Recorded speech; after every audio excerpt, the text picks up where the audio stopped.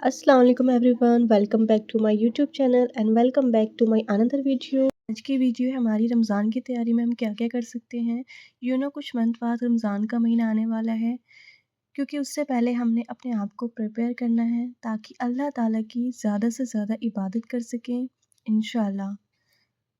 यहाँ हमने ली एक डायरी या नोटबुक। ये प्लान पेजेस में है, आपको जो ठीक लगी आप लाइन वाली या प्लान पेजेस वाली ले सकते हैं। इसमें हम रमज़ान की 30 डेज़ की चेकलिस्ट बनाएंगे as a first day, second day, इस तरह से डे ऑफ चेकलिस्ट, नमाज, ज़िक्र-ओ-ज़कार भी ऐड करेंगे।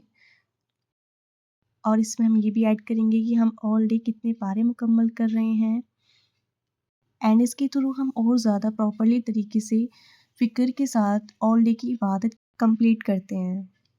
अच्छा जी, हमारी वीडियो का आज का टॉपिक यही है कि रमज़ान की तैयारी में हम क्या क्या कर सकते हैं। सबसे पहले हमने नियत करनी है, क्योंकि हमारा सब कुछ नियत पर ही डिपेंडेड है। अल्लाह अज़र नियत देखकर ही देता है। हम अगर इबादत दूसरों को दिखावे के लिए करते हैं तो उससे हमें बिल्कुल भी कोई फ़ायदा नहीं होगा। अल्लाह कहेगा कि तुमने इबादत मेरे लिए नहीं की, लोगों को दिखाने के लिए की।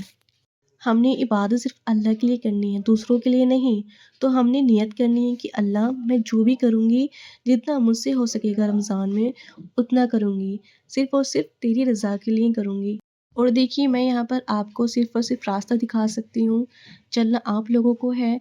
अल्लाह हम सबको तौफ़ीक दे कि मिलकर रमज़ान की तैयारी कर सके इंशाल्लाह। देखिए, वैसे तो इबादत अल्लाह और बंदे के बीच की बात है और वहीं रहनी चाहिए। पर अगर किसी को बताने से आप उन्हें अल्लाह की राह पे ला सकते हैं, मोटिवेट कर सकते हैं, तो ज़रूर बतानी चाहिए। पर किसी भी तरह की रियाकारी ना हो। और रमज़ान का महीना आने से पहले लास्ट रमज़ान में जो आपके रोज़े छूट गए थे या फिज़िकल कंडीशन की वजह से फॉर गर्ल्स, तो वो अपने रोज़े रख लें रमज़ान को आने से पहले। अभी विंटर्स का टाइम है तो आप ठीक से अच्छी तरीके से आप अपना रोज़ा रख सकती हैं, बिकॉज़ बहुत छोटे दिन हैं। तो ये भी आप रमज़ान के आने से पहले अपने आप को प्रिपेयर करके रखें, अपने सारे मुकम्मल रोज़े कंप्लीट कर लें। And as you know, Ramzan में कुरान नाज़िल हुई थी, तो बिना कुरान के साथ अपने आप को जोड़े हम कहीं भी नहीं पहुंच सकते हैं। हमने कुरान की तिलावत हर रोज़ करनी है, और वो भी तर्जुमे के साथ। जिन लोगों के पास तर्जुमा वाला कुरान नहीं है, वो मंगवा लीजिए। कुरान को पढ़ने के साथ ये समझना भी ज़रूरी है कि अल्लाह ने हमें क्या फ़रमाया है। एंड ये तो हमें तब पता चलेगा जब हम कुरान को तर्जुमे के साथ पढ़ेंगे इंशाल्लाह। सो इसका भी ज़रूर ख्याल करें कि हमने कुरान को पढ़ते वक्त भी उसका तर्जुमा समझना बहुत ज़्यादा ज़रूरी है। अच्छा जी, हम बात करते हैं हम सदक़े की। क्या आप जानते हैं सदका हमारी तरफ आने वाली मुश्किलों से हमें बचाता है। एंड सदक़े की सबसे प्यारी बात कि अल्लाह के गुस्से को ठंडा करता है। तो हमें हर रोज़ सदक़े में कुछ ना कुछ देने की कोशिश करनी चाहिए।